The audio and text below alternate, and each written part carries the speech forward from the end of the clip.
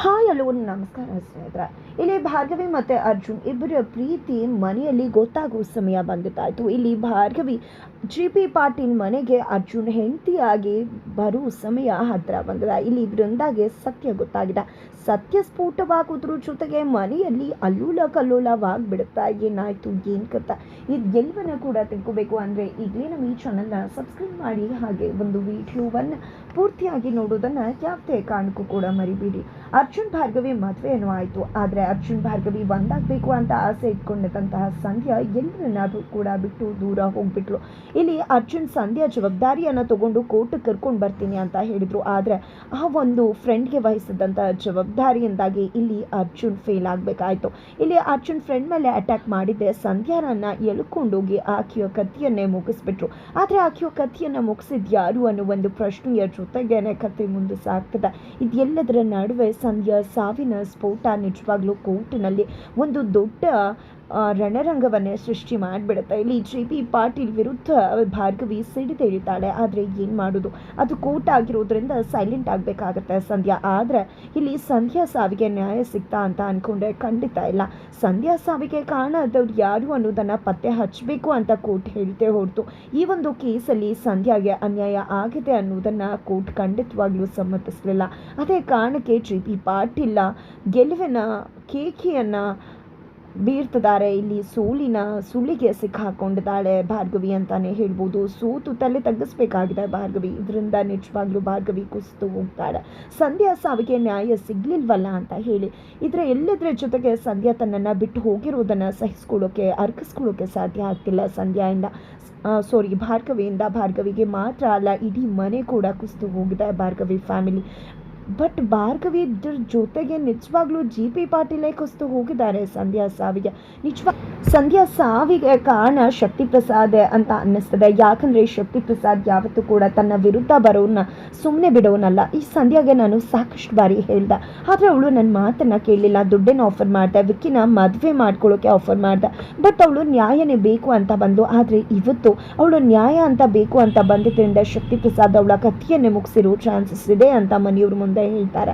ಇಲ್ಲಿ ಜಿ.ಪಿ. ಪಾಟೀಲ್ ತನ್ನ ಮಗ ಒಬ್ಬ ಲಾಯರ್ ಆಗಿ ದೊಡ್ಡವನಾಗ್ತಾನೆ ಅಂತ ಅಂದ್ಕೊಂಡ್ರೆ ಇಂಥ ಒಂದು ಸಣ್ಣ ಬುದ್ಧಿ ಇಟ್ಕೊಂಡು ತನ್ನ ಮನೆಯಲ್ಲಿ ಕೆಲಸ ಮಾಡ್ತಿರ್ತಕ್ಕಂಥ ಒಂದು ಹುಡುಗಿ ಸಾವಿಗೆ ಕಾರಣ ಆಗ್ಬಿಟ್ನಲ್ಲ. ಇಷ್ಟು ಮಟ್ಟಿಗೆ ಕೆಳಮಟ್ಟಕ್ಕೆ ಇಳಿದ್ಬಿಟ್ನ ಒಂದು ಕೇಸ್ ಗೆಲ್ಲೋಕ್ಕೋಸ್ಕರ ಅಂತ ಹೇಳಿ ಶಕುಂತಲಾ ಅವರು ಜಿ.ಪಿ. ಪಾಟೀಲ್ ಮೇಲೆ ಸಿಡಿದೇಳ್ತಿದ್ದಾರೆ. ಆದರೆ ಇಲ್ಲಿ ಜಿ.ಪಿ. ಪಾಟೀಲ್ ಇಷ್ಟು ದಿನ ಅಮ್ಮನ ವಿರುದ್ಧ ಅಬ್ಬರಿಸ್ತಾ ಇದ್ರು, ಆದರೆ ಇವತ್ತು ಸೈಲೆಂಟ್ ಆಗಿದ್ದಾರೆ. ಅಲ್ಲೇ ಗೊತ್ತಾಗುತ್ತೆ ನಿಜವಾಗ್ಲೂ ಸಂಧ್ಯಾ ಸಾವು ಅವರನ್ನ ಘಾಸಿಗೊಳಪಡಿಸಿದೆ ಅಂತ.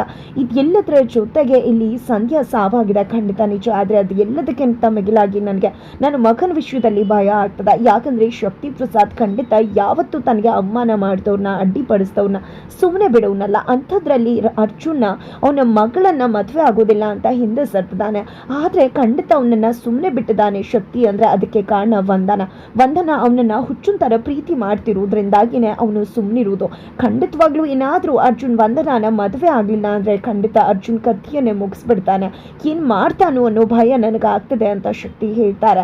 ಈ ರೀತಿಯೆಲ್ಲ ಮಾತಾಡಿದ ಮಾತ್ರಕ್ಕೆ ನೀನು ಸಂಧ್ಯಾ ಸಾವಿಗೆ ಕಾರಣ ಅಲ್ಲ ಅಂತ ಅನ್ಕೋಬೇಡ ಜಿ.ಪಿ. ನಿನ್ನ ಆತ್ಮಸಾಕ್ಷಿಯನ್ನು ಕೇಳ್ಕೊ. ನೀನೇ ಕಾರಣ ಅನ್ನೋದನ್ನು ನಿನ್ನ ಆತ್ಮಸಾಕ್ಷಿ ಮನಸ್ಸಾಕ್ಷಿ ಹೇಳುತ್ತಾ ಅಂತ ಜಯಂತ್ ಮತ್ತು ಇಲ್ಲಿ ಶಕುಂತಲಾ ಅವರು ಹೇಳ್ತಾರೆ. ಜೊತೆಗೆ ಆ ಒಂದು ತಾಯಿಯ ಶಾಪ ಖಂಡಿತ ಈ ಒಂದು ಮನೆಯನ್ನ ಸರ್ವನಾಶ ಮಾಡದೆ ಬಿಡುವುದಿಲ್ಲ.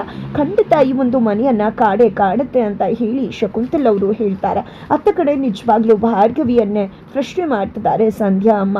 ನನ್ನ ಮಗಳು ನಿನ್ನನ್ನು ನಂಬಿದ್ಲು, ನಮಗೆ ನ್ಯಾಯನೇ ಬೇಕಾಗಿಲ್ಲಲ್ಲ, ನ್ಯಾಯ ಕೊಡಿಸ್ತೀನಿ ಅನ್ನೋ ಭರದಲ್ಲಿ ನನ್ನ ಮಗಳ ಸಾವಿಗೆ ಕಾರಣ ಆಗ್ಬಿಟ್ಟಿಯಲ್ಲ.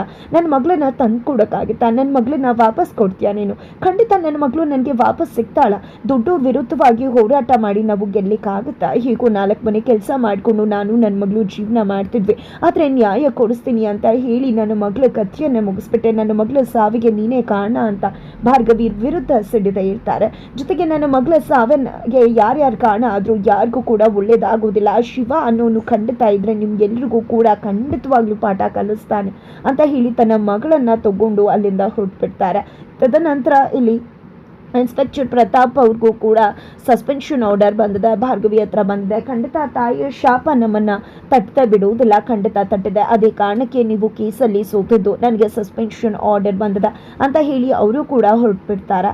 ಇತ್ತ ಕಡೆ ಅರ್ಜುನ್ ತುಂಬಾನೇ ಕೊಸ್ತು ಹೋಗಿದ್ದಾರೆ. ತಂಗಿ ರೀತಿ ನೋಡ್ತಾ ಇದ್ರು ಸಂಧ್ಯಾನ. ಸಂಧ್ಯಾ ಕೂಡ ಅಣ್ಣನಾಗೆ ನೋಡ್ತಾ ಇದ್ದು. ಅಂತ ತಂಗಿಯ ಪ್ರಾಣವನ್ನ ತನ್ನಿಂದ ಕಾಪಾಡ್ಕೊಳಕ್ಕಾಗ್ಲಿಲ್ವಲ್ಲ, ಅವಳ ಸಾವಿಗೆ ನಾನು ಒಂದ್ ರೀತಿ ಕಾರಣ ಆಗ್ಬಿಟ್ನಲ್ಲ ಅಂತ ಹೇಳಿ ಅರ್ಜುನ್ ಇಲ್ಲಿ ಕುಸ್ತು ಹೋಗಿದ್ದಾರೆ.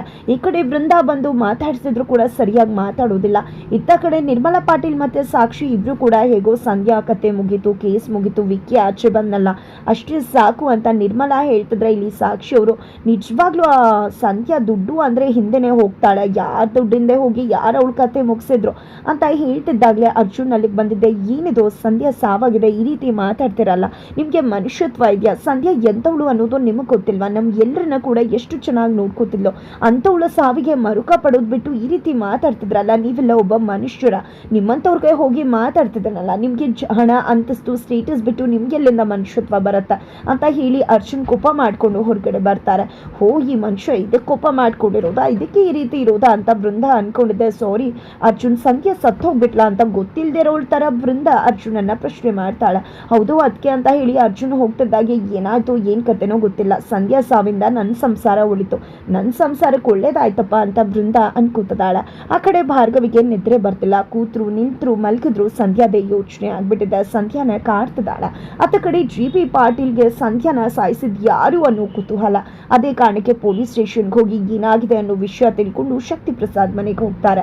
ಶಕ್ತಿ ಪ್ರಸಾದ್ ಮನೆಗೆ ಹೋಗಿದ್ದೆ. ಶಕ್ತಿ, ನಾನು ಪೊಲೀಸ್ ಸ್ಟೇಷನ್ಗೆ ಹೋಗಿದ್ದೆ, ಸಂಧ್ಯಾ ಮೇಲೆ ಅಟ್ಯಾಕ್ ಆಗಿದ್ ನಿಜ, ಆಕೆ ಸಾವಿಗೆ ಏನ್ ಕಾರಣ ಅನ್ನೋದು ಕೂಡ ಗೊತ್ತಾಗಿದೆ, ನಿಜವಾಗ್ಲೂ ಹೇಳು, ವಿಕ್ಕಿ ಎಲ್ಲಿದ್ದ ಅವತ್ತು ಅಂತ ಕೇಳ್ತಿದ್ರೆ, ನಿಜವಾಗ್ಲೂ ಯಾಕೆ ಇದ್ರ ಬಗ್ಗೆ ತಲೆ ಕೆಡಿಸ್ಕೋಬೇಕು, ನಾವು ಸಂಧ್ಯಾ ಹೋದ್ಲು, ವಿಕ್ಕಿ ಆಚೆ ಬಂದ, ಬಿಟ್ಟಾಕು ಅದನ್ನ ಅಂತ ಶಕ್ತಿ ಹೇಳಿದಕ್ಕೆ ಅದು ಹೇಗೆ ಬಿಟ್ಟೋಕ್ಕಾಗತ್ತೆ ಶಕ್ತಿ?